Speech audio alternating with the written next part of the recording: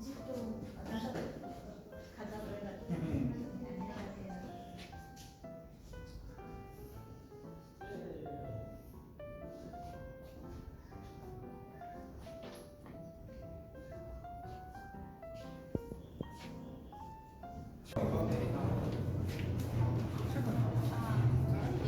설명드릴게요. 이거는 축약본이고요. 이거는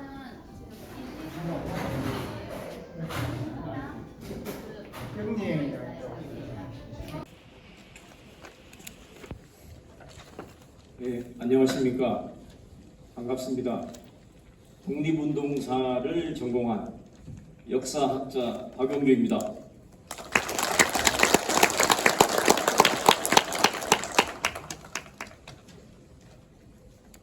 오늘 이 뜻깊은 출판 기념회에서 제가 그 논평 역사학자로서 평론을 하게 돼서 매우 기쁘게 생각합니다.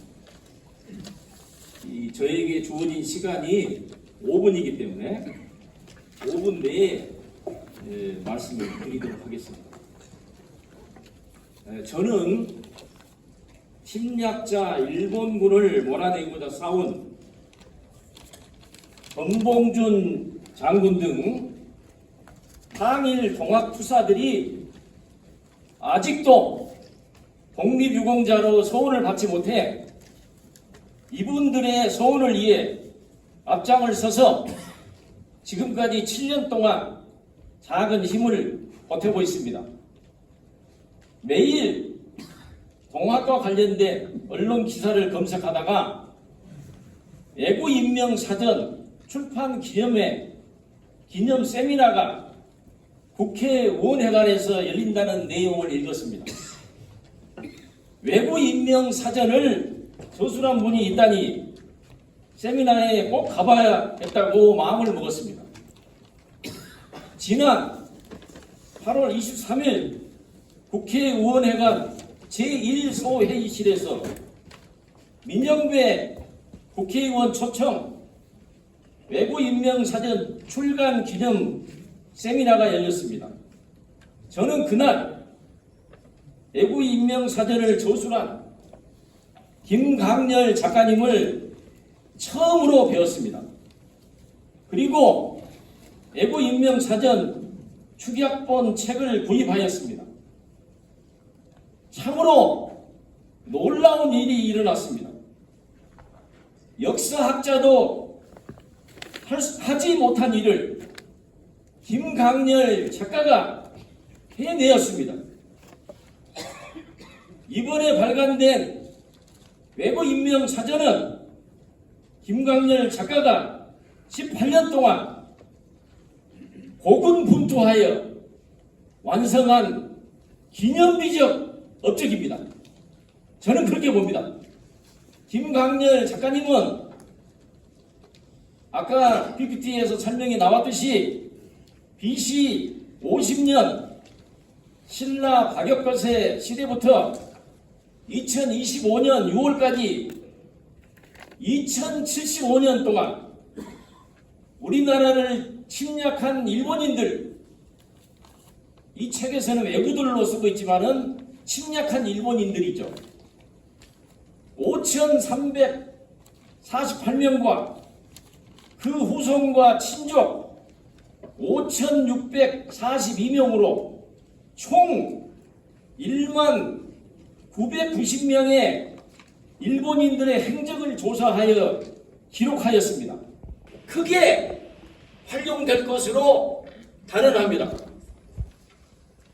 일본과 일본인은 우리와 앞마당을 함께 쓰고 있는 이웃입니다. 이웃은 사이좋게 지낼 때 진정한 이웃입니다. 사이가 좋지 않을 때는 이웃이 아닙니다. 경계의 대상일 뿐입니다. 외부인명사전은 우리나라 사람들이 많이 읽어야 하지만 일본인들도 읽어야 합니다. 왜냐하면 과거를 제대로 알아야 두 나라 사람들이 과거를 제대로 기억할 수 있기 때문입니다. 특히 일본인들은 이웃나라를 침략한 역사를 제대로 알아야 됩니다. 그래야 이웃나라를 다시 침략하지 않을 것입니다. 역사에서 교훈을 얻어야 이웃나라와 사이좋게 평화롭게 지낼 수 있습니다. 2020년 5월 19일 일본의 고노다로 방위 대신의 집무실에 자기 나라 지도가 아닌 한반도 지도가 걸려 있었습니다. 한반도는 일본의 땅이 아닙니다. 일본의 국방장관이 왜 한반도 지도를 자신의 집무실에 걸어두고 있는지를 우리는 살펴야 합니다. 일본은 1894년 10월 23일 경복궁을 점령하고 고종임금을 포로로 잡았으며 친일 내각을 세웠으며 같은 해 9월 15일 평양 전투 이후 일본군이 단독으로 1894년에서 1895년까지 우리나라를 강제로 군사 점령하였습니다. 1895년 10월 8일 일본군은 을미사변을 일으키며 다시 경복궁을 점령하였습니다. 1894년 7월 5일 1894년입니다. 지금으로부터 131년입니다. 일본군 참모본부가 발행한 조선전도 우리나라 지도에는 임진왜란 때 300년 전의 역사입니다. 임진왜란 때 토요토미 히데요시의 조선을 침략한 옛 전투 지역을 표시하고 있습니다. 이렇게 쓰여져 있습니다. 가토 기요마사가 어디를 점령했다. 고니시 유키나카가 어디를 점령했다. 1894년 지도에 쓰여져 있습니다.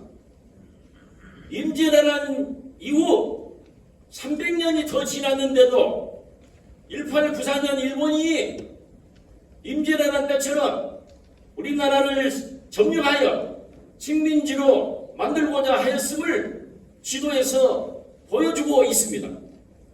임진왜란 때의 일본 침략자들인 토요토미 히데요시, 고니시 유키나카, 가토 기요마사, 와키자카 야수하루도 전부 애구들이었습니다.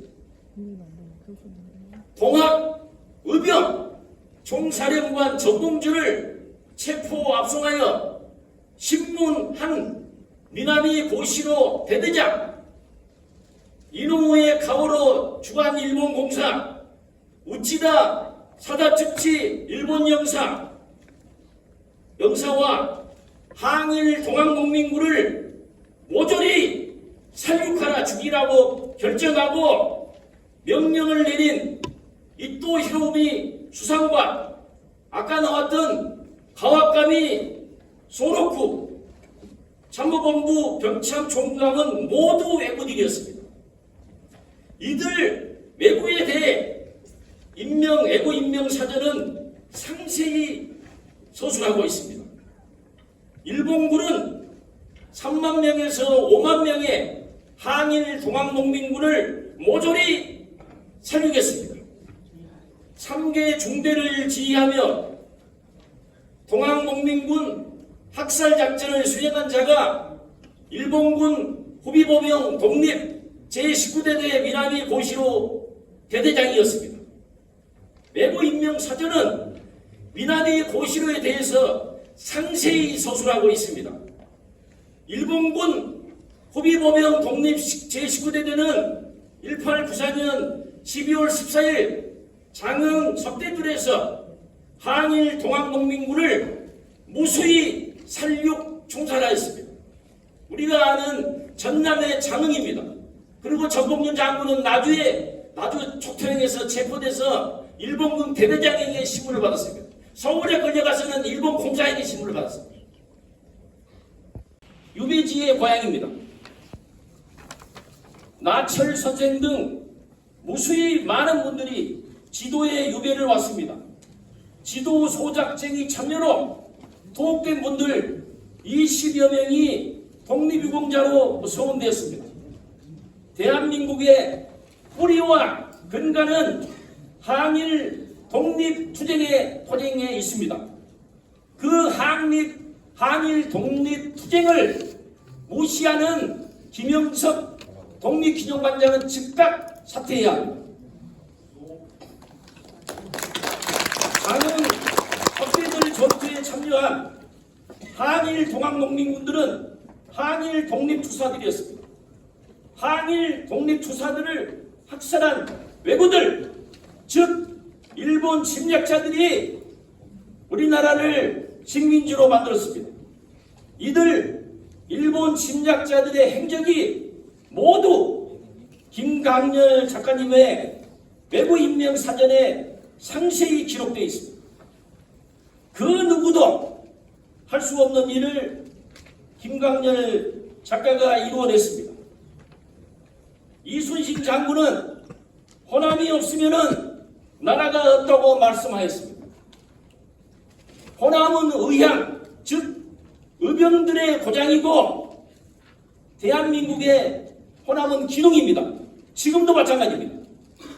이곳 광주와 전남에서 먼저 외부 임명 사전을 조술한 김강렬 작가님의 업적에 대해서 저는 먼저 5.18 민주화 운동의 그 산실인 광주광역시가 먼저 알아줘야 된다고 합니다.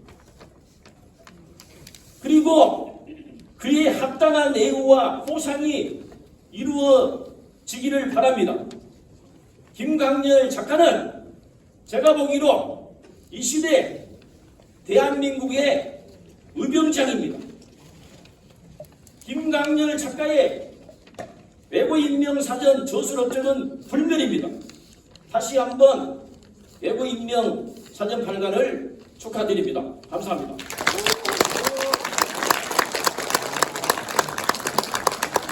네, 불멸의 작업을 한 대한민국의 의병장 김강렬 작가의 외국 임명사전에 대한 평론을 우리 박용규 선생님께서 하셨습니다. 이 평론을 위해서 서울에서 광주에 오셨는데 이곳에 오셔서 평론을 이렇게 차분하게 하실 줄 알았거든요. 그런데 호소하고 절규하는 그 마음이 느껴지더라고요. 왜 그렇게 해야 되는지. 네, 좋은 평론 감사합니다. 자, 그러면 이제 여러분께